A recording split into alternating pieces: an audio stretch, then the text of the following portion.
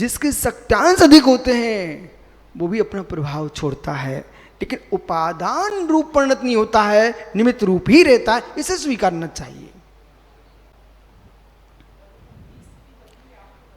इसलिए अरे मेरे प्रभाव से बदल जाए तो सामान्य बात है, अरे बहुत विशेष बात है। मेरे प्रभाव से कोई बदल रहा है ये तो बहुत बड़ी बात है। एक सामने छछूंदर निकल पड़े ना, उसके प्रभाव से तुम बदल जाते हो। छछूंदर जानते ना, छछूंदर क्या, एक चूहा की प्रजाति है, ठीक है ना। मैंने सांप का भी नाम नहीं लिया, नहीं तो बहुत बड़ा प्रभाव हो जाता है। अरे मेरे प्रभाव से आप बदल रहे हो तो सांप बहुत बड़ी बात है, आप तो छछूंदर के प्रभाव से बदलते हो। पूछने मानता हूं सभी निकल पड़े, सब उठ के भाग जाएंगी। एक छिपकली आए ना, छिपकली यहां से निकल जाए, सब मारा उठ के भाग जाएंगे। ओहो, तो मित्र इसे भी स्वीकार करना चाहिए लोगों को, ठीक है। इसलिए चारों निक्षेप स्वीकार करना चाहिए। अब मालूम अरियंत यहां पर स्लीपर रखे हुए हैं। अब जो इस परंपरा का है उसे बड़ा आनंद आ रहा है, जो सूखी परंपरा का उसको बड़े भाव खराब हो रहे हैं। वो हम जैसे आदमी शांति से देख रहे हैं, बोले न मुझे हरे से प्रयोजन न गीले से प्रयोजन, मैं तो भगवान आत्मा हूं, तो मैं आनंद में हूं। तब समन्त स्वामी कहते हैं घटमूल सुरणार्थी, आप बोलते तो हो, यदि बीच में बोलते तो फिर ऐसा बोलो आनंद आना चाहिए। घटमूल सुरणार्थी,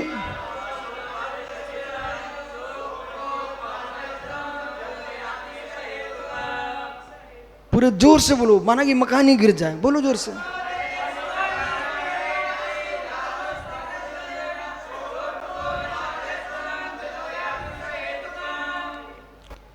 ये कारका कह रही है घट मोली सुरणार्थी।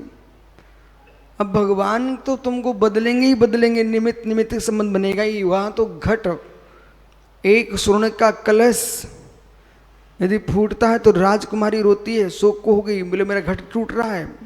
मुकुट बन रहा है, राजकुमार मुस्कुरा रहा है, ले ले मुकुट बन रहा है। राजा तटस्थ है, सम्राट बोले क्यों, मुकुट बना तो मेरी पुत्र है, वो घट रहा तो मेरी बेटी है, सोना तो मेरे घर में ही रहेगा ना। ऐसे ही मित्र द्रव्य को देखने वाला 24 घंटे मुस्कुराता है। चाहे मनुष्य हूँ, चाहे मैं देव हूँ, चाहे भगवान बनूँ, मैं तो मैं ही हूँ, जो हूँ सो हूँ। बराबर, आगे चलें, हो गए समाधान। आइए, समता से सारे समाधान होते हैं अरिंद।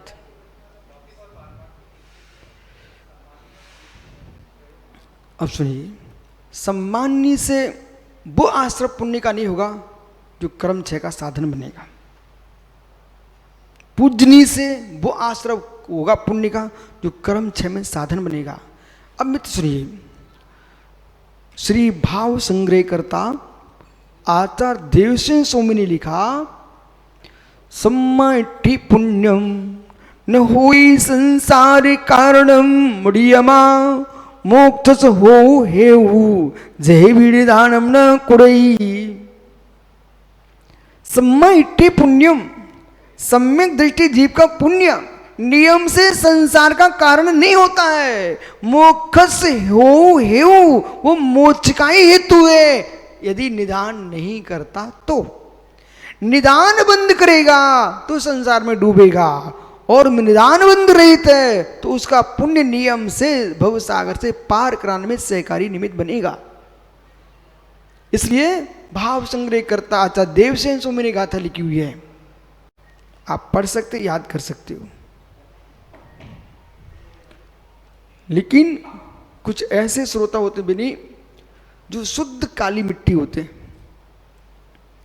काली मिट्टी पर पानी पड़ना शुरू हो जाए तो इतनी मुलायम हो जाती है कि रुई फैल हो जाए उसके सामने, बिल्कुल मुलायम हो जाती है।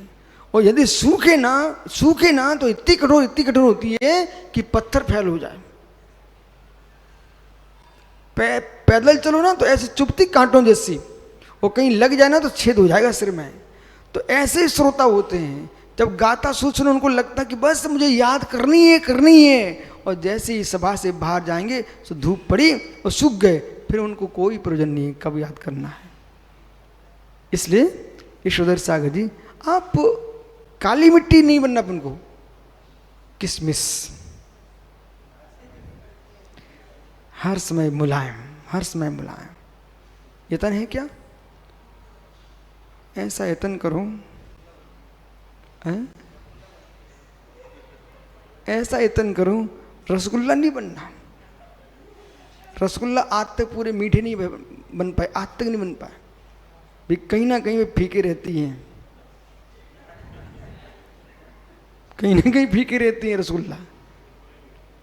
वो विषय है कि कोई अनाड़ी व्यक्ति सीधा खा जाए और साथ में चींटी भी खा जाए उसके अंदर, जो तत्व ज्ञानी होगा ना वो पहले से फोड़ेगा, ऐसे देखेगा कोई जीव जंतु तो नहीं है, कोई बाल आदि तो नहीं है, मुनिराज देख के लेते बराबर।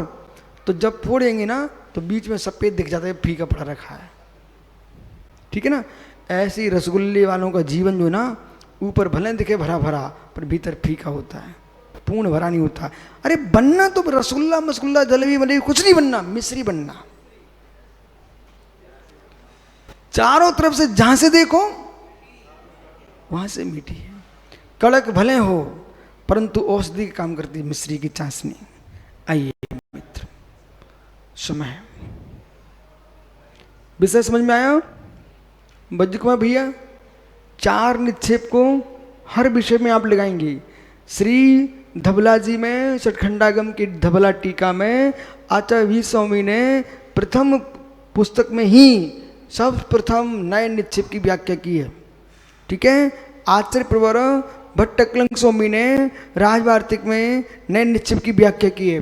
आचार्य भगवंत पूज्यपाल स्वामी ने श्री सर्वासिद्धि जी ग्रंथ में नए निक्षेप की विशद निरूपणा की है।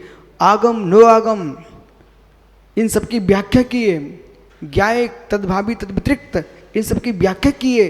इसलिए व्याख्यान श्रोताओं की योग्यता पर चलता है, पर ज्ञाता को ज्ञान कितना है ये व्याख्यान से कुछ पता तो कर सकते हो पर पूर्ण पता नहीं कर सकते, बराबर। अब यहाँ के जो श्रोता हैं वे मुनिराज हैं, प्रौढ़ हैं, इसलिए उपदेश प्रौढ़ होगा। अनिल भैया वैशाली में जब प्रवचन होता था ना तो मुनिराज ही मात्र श्रोता होते थे। तब मुनिराज श्रोता होते थे तो फिर भोला पंचाशिका की व्याख्या फिर उस स्तर की होती थी। और जहाँ कोई मंद अल्प ज्ञानी श्रोता बैठ जाए तो फिर जिनवाणी कहती है सबका उपकार होना चाहिए, तो फिर आपको अपना स्तर नीचे करना पड़ेगा। और यहाँ पर अभी आप उच्च कोटि के विद्वान बिठा लो, बोलना कुछ नहीं, अपने आप स्तर बढ़ जाएगा।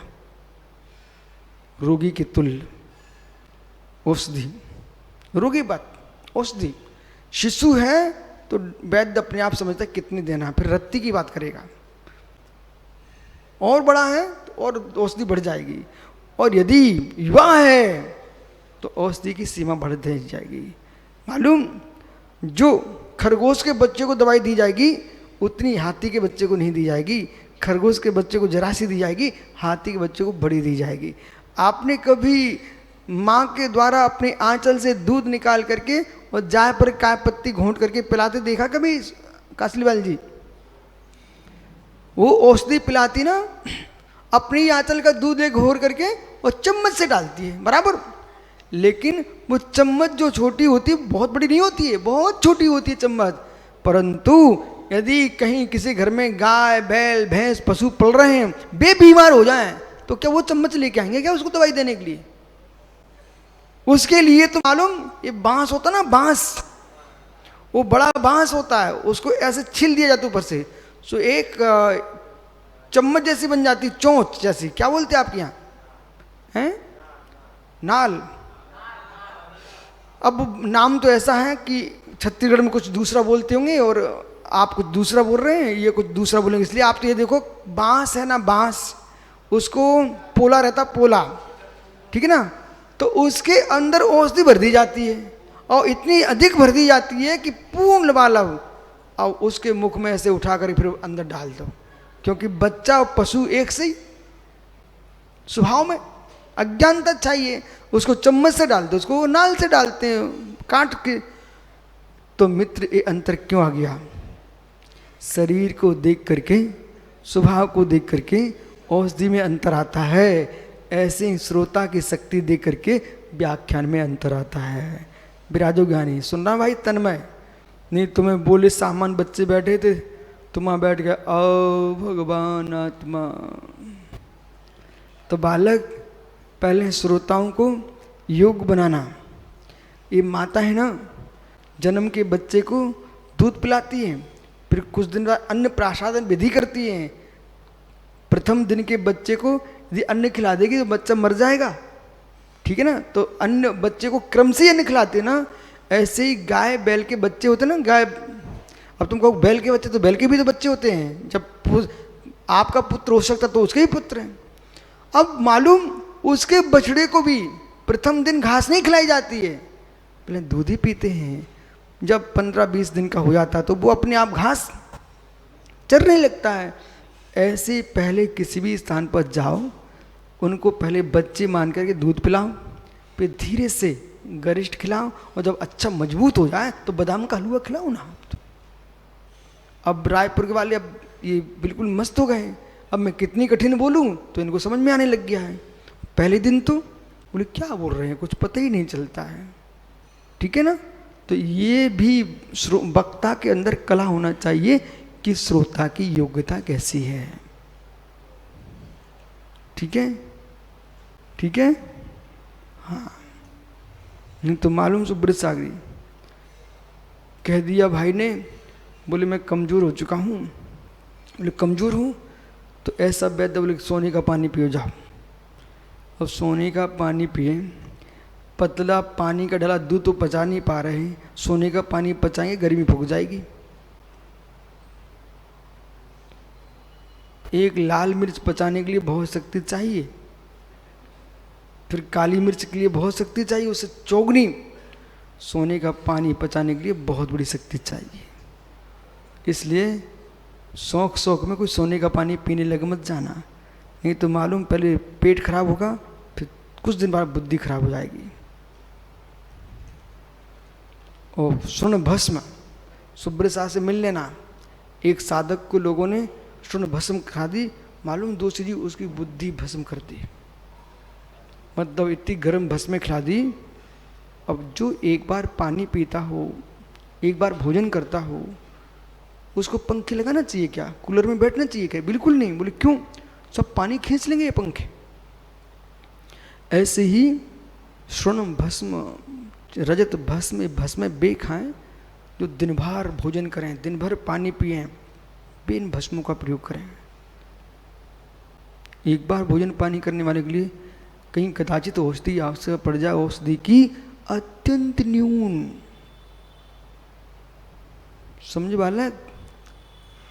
अब गात एक दोहा सूत पढ़ लो, कल मिलते आपसे। पूरे विषय को याद रखना भाई। अथ जी पुद्गल सक्रिय, जी जो पुद्गल है सक्रिय, 2 द्रव्य, 6 द्रव्य में 2 द्रव्य क्रियावती शक्ति संपन्न है, और 4 द्रव्य निष्क्रिय हैं। निष्क्रियाणी च धर्म अधर्म आकाश काल, ये निष्क्रिय द्रव्य हैं। जीव और पुद्गल ये सक्रिय द्रव्य हैं। सक्रियो धर्माधर्म काश काल द्रव्य निष्क्रियाणी प्रतिपादिति, निष्क्रिय कहते हैं। दौवम चाहयरि विजय गमनागमन विहीन, जीव पुगल परिहवी पवनी नान पवीड़।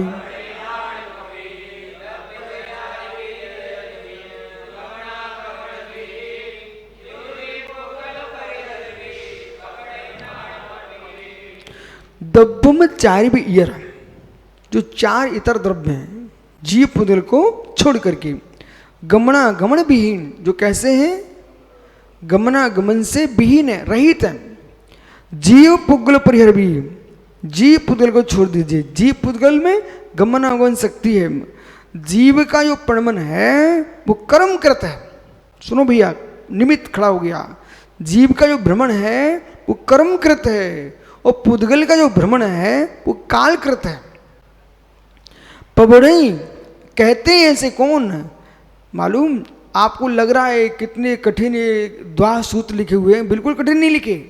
प्रश्न है जिसको हिंदी छंद बनाते बनता वो अपने आप बिल्कुल बिल्कुल सामान्य दिखता है। ऐसे इनको अभ्रंश लिखते बनता था, अभ्रंश में लिख रहे हैं। कितना सुंदर शब्द को पवणे नाण पवीड़, ऐसा कौन कहते हैं जो ज्ञान में प्रवीण है। अब सुनिए, क्रिया दो प्रकार की है। एक भी द्रव्य निष्क्रिय नहीं होता, सुनो ध्यान से, एक भी द्रव्य निष्क्रिय नहीं होता, 6 द्रव्य सक्रिय होते हैं। फिर निष्क्रियाणी से सूत्र क्या हो रहा है? ये तो लिखा निष्क्रिय होते हैं, इसलिए तो मैं कह रहा हूं, सुनिए ध्यान से। क्षेत्रजन्य क्रिया, क्षेत्रांतर रूप क्रिया, क्षेत्रांतर क्रिया नहीं होती है धर्म द्रव्य में, क्षेत्रांतर क्रिया नहीं होती है धर्म द्रव्य में, क्षेत्रांतर क्रिया नहीं होती आकाश में, क्षेत्रांतर क्रिया नहीं होती काल में। ठीक है, इस अपेक्षा से निष्क्रिय है। जीव है 6 से क्षेत्रांतर होता है। पुद्गल है वो कहीं भी आप ये फल यहां रखा वहां रख दो चला जाएगा, इसमें क्रियावती शक्ति है। आप यूं कह रहे कि मैंने उठा के रखा है, अरे तूने उठा के रखा है, वो तुम निमित्त हो उसमें, लेकिन उसकी क्रियावती शक्ति न होती ना तो आप उठा के रख नहीं सकते थे। सत्य है, लेकिन ऐसी क्रिया धर्म द्रव्य में नहीं है, अधर्म में नहीं है, आकाश में नहीं, काल में नहीं है। ठीक है, परंतु फिर आप ऐसा प्रश्न करो, अभी आप बोले कि 6 द्रव्यों में क्रिया होती है। हाँ होती है। बोले कैसी क्रिया? जो अर्थ क्रिया का अर्थ को प्रणमन है, षटगुण हानि वृद्धि जो प्रणमन है वो 6 द्रव्यों में होता है। वो क्रिया किसी भी द्रव्य की समाप्त नहीं होती है। अर्थ पर्याय का प्रणमन प्रत्येक द्रव्य में होता है। वो क्रिया है कि नहीं? वो क्रिया 6 द्रव्य में होगी, वो कभी समाप्त नहीं होगी, लेकिन क्षेत्रांतरभूत क्रिया नहीं होती। ऐसा अर्थ समझना चाहिए, नहीं तो आप सर्वथा क्रिया का भाव मान लोगे तो द्रव्य कूटस्थ हो जाएगा, और कूटस्थ हो जाएगा तो अर्थ क्रिया का अर्थ का अभाव हो जाएगा, और अर्थ क्रिया का अर्थ का अभाव होगा तो द्रव्य का ही अभाव हो जाएगा। इस प्रकार समझना। ये 23 नंबर का द्वा सूत्र, इसकी विशाल टीका आगे विचार करेंगे। आत्मा स्वभावम परिभाव भिन्नम, आत्मा स्वभावम परिभाव भिन्नम। आत्मा का स्वभाव प्रभाव अत्यंत भिन्न। महावीर स्वामी की।